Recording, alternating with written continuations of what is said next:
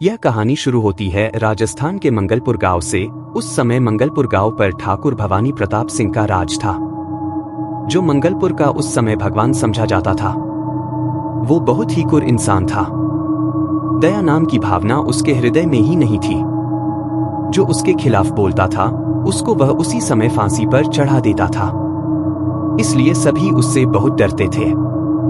सारा गांव उसकी गुलामी करता था और वह सभी पर बहुत अत्याचार करता था। वह किसी भी गांव की स्त्री को उठा ले जाता था। उसका अत्याचार धीरे धीरे बढ़ता ही जा रहा था। ठाकुर की उस समय कोई संतान नहीं थी। उसकी पत्नी जानकी देवी रोज स्नान करके पूजा पाठ किया करती थी तथा रोज भगवान से वह प्रार्थना करती थी कि उसे संतान सुख मिल जाए।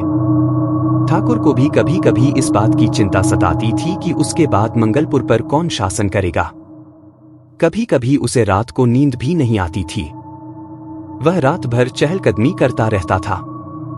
ठाकुर की हवेली से थोड़ी दूर ही एक कब्रिस्तान था। वो ईसाइयों का कब्रिस्तान था। वह ईसाइयों की जमीन भी पहले ठाकुर की ही थी, परंतु उसने वह जमीन ईसाइयों को बेच दी थी, क्योंकि उस जमीन के उसे वह बहुत अच्छे पैसे दे रहे थे। इसलिए उसे अपनी जमीन बेच दी थी। उस कब्रिस्तान के आसपास रहने वाले कहा करते थे कि रात के 12 बजे के बाद कब्रिस्तान से किसी के चीखने चिल्लाने की आवाजें आती हैं। इसलिए गांव का कोई भी व्यक्ति रात के समय उस कब्रिस्तान के आसपास भी नहीं जाता था। कब्रिस्तान मेन रोड पर ही पड़ता था, जिससे लोग आना जाना करते थे। तो इसलिए गांव के लोगों को न चाहते हुए भी इसी रास्ते से गुजरने पड़ता था। कब्रिस्तान वाले रोड पर करीब 5 किलोमीटर आगे प्राचीन काली माता का मंदिर था। इस मंदिर की यह मान्यता थी कि यहाँ मन की सारी मुरादें पूरी होती है। इस मंदिर में भक्तों का जमावड़ा लगा रहता था। यहाँ सुबह शाम के समय में भक्तों की काफी भीड़ देखने को मिलती थी। क्योंकि मंदिर बहुत प्रसिद्ध था, इसलिए बहुत दूर दूर से भक्त माता के दर्शन करने आते थे। ठाकुर की पत्नी जानकी देवी भी वहां अक्सर पूजा पाठ करने जाया करती थी। ठाकुर पूर्ण रूप से नास्तिक था, इसलिए वह अपनी पत्नी जानकी देवी को पूजा पाठ करने से रोकता था, परंतु वह मानती नहीं थी। इस प्रकार वक्त गुजर रहा था। मंगलपुर के लोगों को भी अब चिंता होने लगी थी कि अब ठाकुर के बाद उसकी गद्दी पर कौन बैठेगा। उन्हीं दिनों गांव में एक अघोरी बाबा आया और उसने अपनी धुनी मंदिर के सामने वाले शमशान घाट पर जमाई। मंदिर से करीब 2 से 3 किमी आगे जाकर गंगा नदी के पास शमशान घाट था। लोग अब उस अघोरी बाबा के पास अपनी समस्याएं लेकर आने लगे।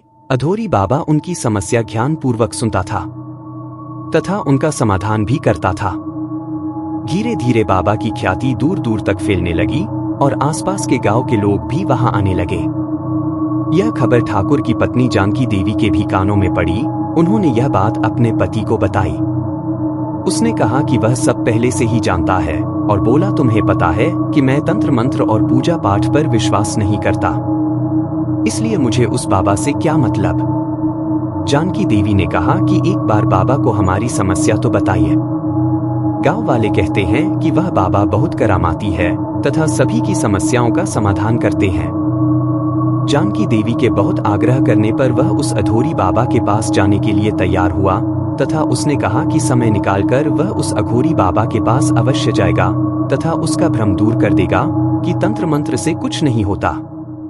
जानकी देवी भगवान से सही प्रार्थना कर रही थी कि वह बाबा कोई चमत्कार कर दे और हमें संतान सुख प्राप्त हो जाए। ठाकुर के वैसे तो बहुत सारे नौकर थे, परंतु हरिया उसका सबसे वफादार नौकर था। उसने लगभग अपना आधा जीवन ठाकुर परिवार की सेवा में ही लगा दिया था, इसलिए वह ठाकुर का मुंह लगा नौकर था। वह अपने परिवार के साथ हवेली में रहता था। हवेली के पीछे नौकरों के रहने का ठाकुर ने प्रबंध कर रखा था। वहां वह अपनी पत्नी शकुंतला तथा अपनी बेटी गहना के साथ रहता था। उसकी बेटी गहना की उम्र 16 साल थी, परंतु वह पूर्ण नवयवना नजर आती थी। वह बला की सुंदर थी। कई बार ठाकुर की नजरें भी उस पर खराब हुई, परंतु हरिया समझ गया और उसने अपनी बेटी को ठाकुर के सामने आने से मना कर दिया था। तभी उसे तुरंत उसकी नानी के घर भिजवा दिया था। उसकी नानी का घर पास के गांव में था खैर इधर ठाकुर ने हरिया को बुलाया और कहा कि उस अघोरी बाबा को हवेली ले आए, उससे कुछ जरूरी बात करनी है। हरिया ने तुरंत ठाकुर के आदेश का पालन किया और शमशान की ओर चल दिया। शमशान में उस समय गांव के और बाहर के लोग अघोरी बाबा को घेर कर बैठे हुए थे तथा अपनी समस्याएं बता रहे थे। इतने में हरिया वहां आया तथा बाबा को बोला, बाबा आपको ठाकुर साहब ने बुलाया है, तुरंत चलिए। बाबा ने हरिया की बातों को अनसुना कर दिया। हरिया फिर दोबारा बोला, फिर बाबा ने हरिया को जाने का इशारा कर दिया, परंतु हरिया बाबा को लिए बिना कैसे जा सकता था। उसे ठाकुर के आदेश का पालन हर कीमत पर करना था। इसलिए हरिया बोला, मैं आपको लिए बिना नहीं जा सकता। फिर बाबा ने अपना मौन व्रत तोड़ा और गुस्से में आग बबूला होकर बोला, कुआं प्यासे के पास नहीं, प्यासा खुद कुएं के पास आता है। ठाकुर को खुद और लोगों की तरह मेरे पास आना होगा। बाबा को गुस्से में देखकर हरिया वहां से भाग गया तथा सारी बातें जाकर ठाकुर को बताई। ठाकुर को यह सब सुनकर बहुत गुस्सा आया, क्योंकि यह पहली बार था कि किसी ने ठाकुर के आदेश के अवहेलना की हो। ठाकुर गुस्से से पैर पटकता हुआ जाने लगा और बोला, आज उस बाबा का अंत समझो। मैं वहीं शमशान घाट में उसका क्रियाक्रम करके आऊंगा। यह सब ठाकुर की पत्नी जानकी देवी भी सुन रही थी। उसने सोचा कि वह ठाकुर को रोके।